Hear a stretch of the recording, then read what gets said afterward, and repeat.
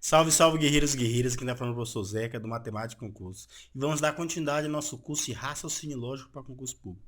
Senhores, na nossa sétima aula veremos hoje lógica de argumentação. Se os senhores têm dificuldade nessa matéria, então prepara aí o papel e a caneta, se inscreve no canal para não perder nenhum vídeo e vamos cumprir essa missão.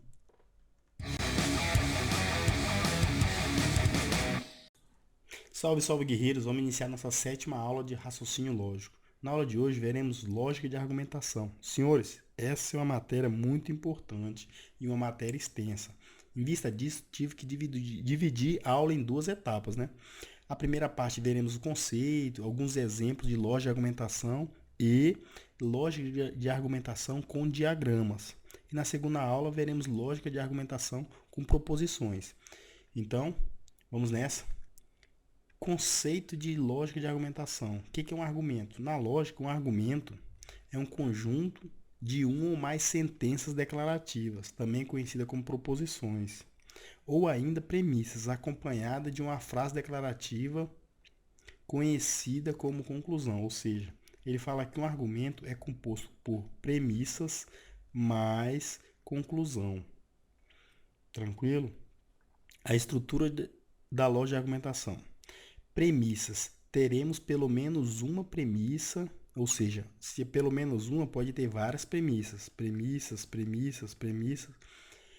E são a base da nossa conclusão.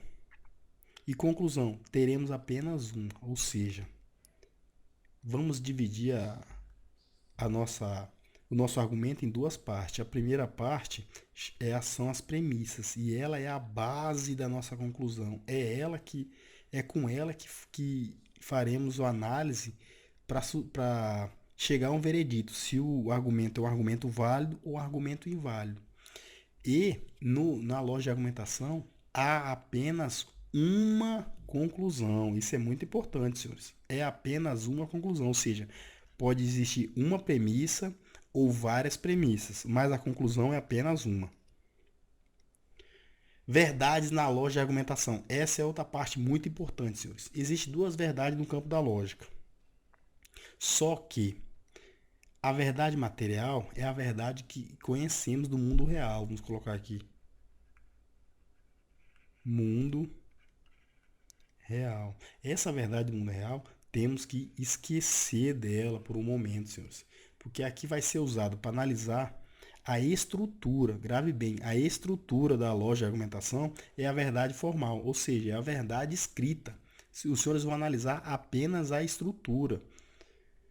Exemplo aqui, ó. Todo gato é azul. Senhores, existe gato azul? Se existe, eu desconheço. Não natural, né? Nascer um gato azul. Tudo que é azul é água. Logo, todo gato é água. Veja, duas premissas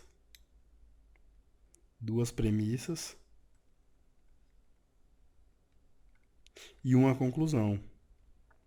E essas premissas garantem a conclusão. Por quê? Ele fala que todo gato é azul. Nasceu um gato, ele vai ser azul. E tudo que é azul é água. E o gato é água. Todo gato é água. Viu só? O próprio argumento, a própria conclusão é sustentada pelos argumentos. Agora, quanto à validade do argumento, ele pode ser um argumento válido ou um argumento inválido. Como é que eu faço para saber se o argumento é válido ou não? Diremos que o argumento é válido sempre que a veracidade das declarações, ou seja, das premissas, garantir a veracidade da conclusão. Ou seja, o argumento vai ser válido quando as premissas garantirem a veracidade da conclusão. E o argumento vai ser inválido sempre que a veracidade das declarações, ou seja, das premissas, a parte que não conseguir garantir a veracidade da conclusão, ou seja, a conclusão seja falsa. Então, sabemos que se as premissas garantirem a veracidade da conclusão, é um argumento válido. Caso contrário, será um argumento inválido. Vamos analisar. Pedro e Marta são casados. Vou botar M de Marta e P de Pedro. Os dois são casados, né? Marta mais Pedro igual casado. Todos os casados têm filho. Aqui, ó.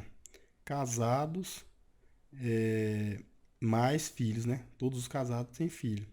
Logo, Marta e Pedro têm filho. Certo, né, senhores? Porque se eles são casados e todos os casados têm filhos, Pedro e Marta vai ter filho. Ou seja, as duas premissas estão garantindo a veracidade da conclusão. Senhores, se tiver um pouco obscuro para os senhores, ou um pouco duvidoso, na parte dos diagramas, os senhores vão ver como vai ficar tudo mais claro. Argumento válido versus inválido, né? Vamos aqui analisar. Curitiba é uma cidade. Beleza, Curitiba é uma cidade, todo mundo sabe. Brasil é um país, tranquilo, Brasil é um país. Buenos Aires é a capital da Argentina. Senhores, a partir dessas duas premissas, não tem como eu saber se Buenos Aires é ou não a capital da Argentina. Ah, professor, mas eu estudei geografia, eu sei que é. Sim, senhores. Aí que eu estou falando para os senhores. Os senhores não podem analisar pelo seu conhecimento de mundo, pelo seu conhecimento material. Os senhores têm que analisar pelo conhecimento formal, o que está escrito, a estrutura. Pela, pelas premissa 1, que fala que Curitiba é uma cidade e Brasil é um país, não tem como eu analisar, não tem como eu sustentar essa hipótese, essa proposição ou essa conclusão de que Buenos Aires é a capital da Argentina. Vamos ver outro exemplo. Londrina fica no Paraná. Tranquilo, Londrina no Paraná. Toda cidade do Paraná é desenvolvida. Tranquilo. Logo, Londrina é desenvolvida. Sim, né, senhores? Se Londrina fica no Paraná, bota aqui L de Londrina, o P de Paraná. E toda cidade do Paraná é desenvolvida, ou seja, vou botar um D desenvolvido aqui. Toda cidade desenvolvida, Londrina está dentro do Paraná e o Paraná todo é desenvolvido, ou seja, eu consigo sustentar esse argumento. Se vocês conseguiram entender como o diagrama fica um pouco mais fácil? Então vamos lá. Lógica de argumentação com operadores. Ou seja, na lógica, eu falei para os senhores que vamos dividir a aula em duas, né? Essa aqui vai ficar para a aula 2, parte 2, né? Aula, parte 2, que é a lógica de argumentação com operadores lógicos. Hoje veremos lógica de argumentação com diagramas. Qual a diferença de um para o outro? Senhores, é muito fácil. Já vimos que com operadores lógicos vai ter operadores no meio. Ó. Marta é alta ou Bruno é baixo. Se Bruno é baixo, então Caio é careca. Ora, Luzia é linda. Logo, posso concluir que aqui, como os senhores podem ver, tem os operadores lógicos e temos que ir fazendo, né? E o exemplo 2 aqui, né? Na parte que fala de lógica de argumentação com diagramas, todo gato é verde, ele vai usar proposições categóricas. Quais são? O todo, o algum e o nenhum. Então, toda vez que falar em lógica de argumentação com diagrama, você já lembra das proposições categóricas, todo, algum e nenhum.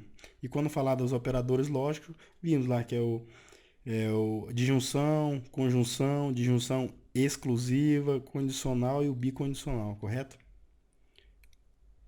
Senhores, o tipo de diagrama, essa parte é a cereja do bolo, senhores. Só vou matar muitas questões sabendo fazer o diagrama, então preste bastante atenção. O diagrama do todo. Todo P é Q, ou seja, ó, todo P é Q. Vamos pintar. O P vai ser o verdinho. Todo P é Q. E o Q é o amarelo, ou seja, tudo que está dentro do P vai estar dentro do Q. Mas o contrário não é verdade. Ou seja, se ele falar para os senhores que todo o Q é P, tá errado. Por quê? O Q é maior que o P. Todo mundo para entender? Vamos fazer um quadradinho aqui. Ó. Vou imaginar que esse quadradinho aqui é nosso P. E esse maior vai ser o Q. Ou seja, o P está dentro do Q. Nenhum P é Q. Esse diagrama os senhores vão representar assim. O conjunto interseção deles é um conjunto vazio. Se os senhores têm dúvida de conjuntos, eu vou deixar aqui no card uma aula de conjuntos para os senhores. Está muito legal a aula. Eu tenho certeza que vai ajudar bastante nesse assunto.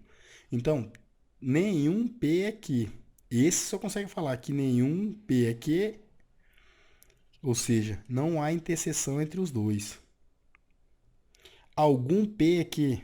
Vamos colocar o P e o Q. Esse, senhores, é a interseção entre os dois, ou seja, a parte em comum. Existe um pedaço de P que também é um pedaço de Q. O próximo, algum P não é Q. Mesmo o P e o Q. Aqui já é o contrário, né? Aqui é uma parte de P que não faz interseção, ou seja, é uma parte de P que não contém Q. E a ordem é muito importante, senhor. Se eles falassem, é diferente de eu falar algum que não é P. Aí eu teria que pintar o outro lado. Senhores, vamos fazer uma bateria de exercício agora para massificar o conhecimento. Mas antes, senhores, se inscreve no canal para dar aquela força pro canal. Curta os vídeos do canal para o YouTube entender que é relevante e chegar cada vez mais vídeo para os senhores. E também se inscreva lá, né? No Matemática Concurso. Siga lá no Instagram, Matemática Concurso. Comente também as dúvidas do senhor, as sugestões, que é muito importante para o canal, ajudar o canal a crescer. Vamos lá, senhores, fazer nossas questõezinhas. Lógica de argumentação com diagramas. Vimos que diagramas é quando envolve as proposições categóricas. Exercícios, né? Então vamos lá.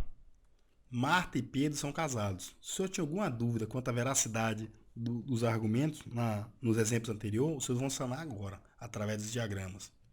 Marta e Pedro são casados. Vamos colocar aqui M mais P. P botei foi um B. P. Isso aqui é o casalzinho. E eles são o quê? Casados. Senhores, ele falou que só existe esse casal dentro aqui do casados? Não, ele não falou. Pode existir N casais. Só que o que importa pra gente é que Marta e Pedro são casados. O que mais ele fala? Todos os casados têm filhos. O diagrama de casados, vamos botar o diagrama de filhos. Ou seja, engloba todos os casados. É casado, tem filho, não importa mais. Não existe um diagrama onde são casados que não têm filhos. Dando para entender que o filhos é maior. Vamos fazer um quadradinho aqui para ver se fica mais fácil. Aqui é Paulo, é Pedro, né? Pedro e Marta.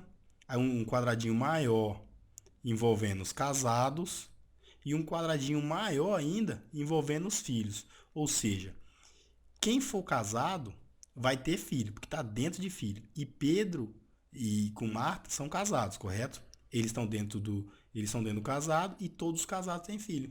Conseguimos garantir, ou seja, é um argumento válido. Válido. Vamos fazer mais um exemplo. Exemplo 2 aqui. Curitiba é uma cidade. Vou botar aqui, ó, C de Curitiba. C de Curitiba, né? Curitiba é uma cidade. Vou botar Curitiba, cidade. Curitiba está dentro de cidade. Brasil é um país. Brasil, país. Vou botar aqui B de Brasil.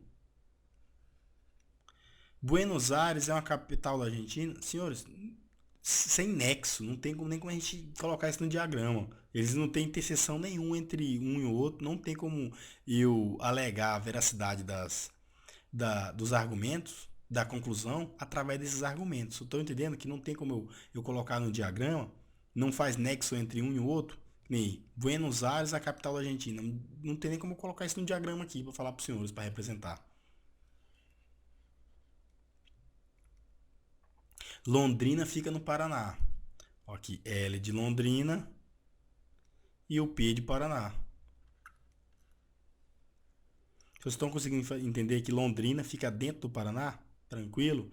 Todas as cidades do Paraná são desenvolvidas, ó. D de desenvolvida e todas as cidades do Paraná. Ou seja, o Paraná está dentro de desenvolvimento e Londrina dentro do Paraná. Ou seja, Londrina só é desenvolvida nesse exemplo, né? Nesse exemplo, senhores. É desenvolvida porque está dentro do Paraná. Todo mundo para entender? Esse também é um argumento válido. Vou colocar um OK no argumento aqui. Vamos lá, questão 4. Considerando a verdadeira frase todo brasileiro é apaixonado por futebol, pode-se concluir corretamente que todo brasileiro, ó, B de brasileiro, todo brasileiro é apaixonado por futebol. Apaixonado por futebol. Ou seja, o brasileiro está dentro da paixão do futebol. Ou seja, se o cara for brasileiro, automaticamente ele já é apaixonado por futebol. Mas tem como concluir que apaixonado por futebol é brasileiro? Não, pode ser algum argentino que é apaixonado por futebol. Ele estaria por esse aqui por fora. Um argentino, um boliviano, um alemão. Agora, se nasceu no Brasil, necessariamente ele é apaixonado por futebol. É a condição. Todo brasileiro é apaixonado por futebol. Pode-se concluir corretamente que, vamos ver as alternativas, né? Se apaixonado por futebol, então não é brasileiro. Nada a ver com qualquer outro, né? Acabamos de ver isso aí, que se ele for brasileiro, ele é apaixonado por futebol. Não tem como ser o contrário, né? Porque o conjunto do apaixonado por futebol é bem maior que o do brasileiro. Se é apaixonado por futebol, apaixonado por futebol, então o brasileiro não. Acabei de falar para os senhores que pode existir um argentino apaixonado, um boliviano apaixonado, um alemão apaixonado por futebol e ele não é brasileiro. Então podemos riscar também a letra B. Se não é apaixonado por futebol, então não é brasileiro. Positivo, isso mesmo, senhor. Por quê? Todo brasileiro é apaixonado por futebol. Se um cara não é apaixonado por futebol, ele tá bem aqui, ó. Não futebol. Ele vai estar aqui fora, ó. Fora do apaixonados.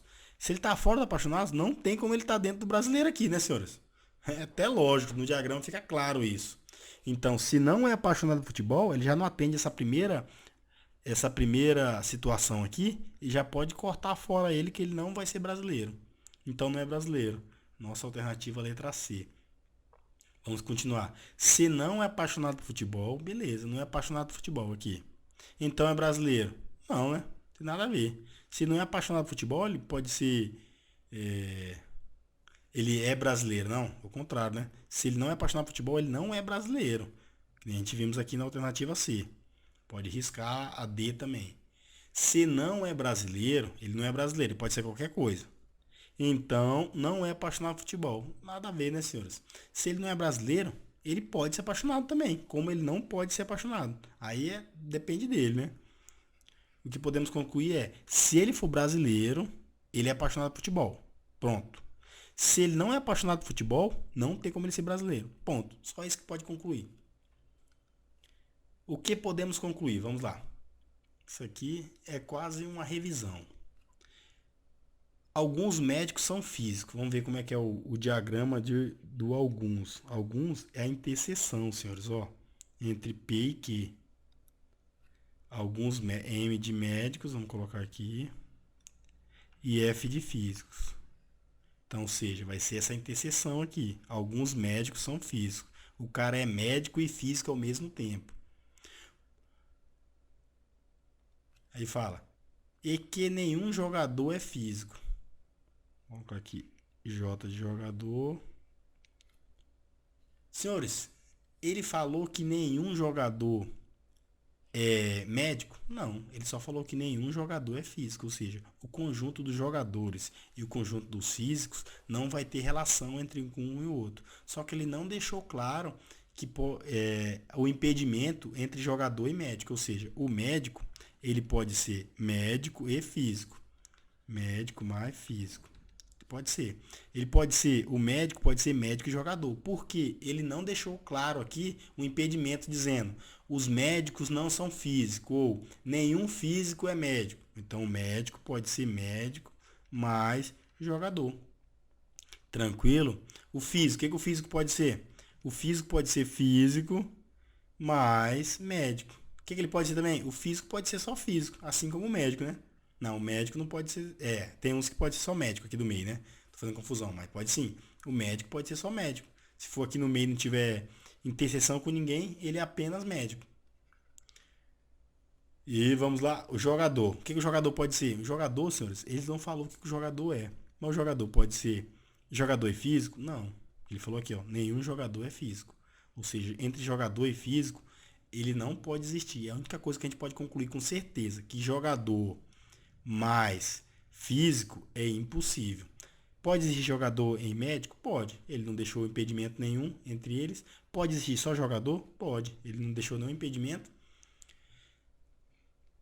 E com isso, senhores, encerramos nossa primeira parte de raciocínio lógico, a parte de lógica com diagramas. A segunda parte veremos lógica com com proposições. Espero que vocês tenham gostado da aula. Se inscreve no canal para não perder nenhum vídeo. Siga a gente lá no Matemática Concurso. Um forte abraço e até uma próxima missão.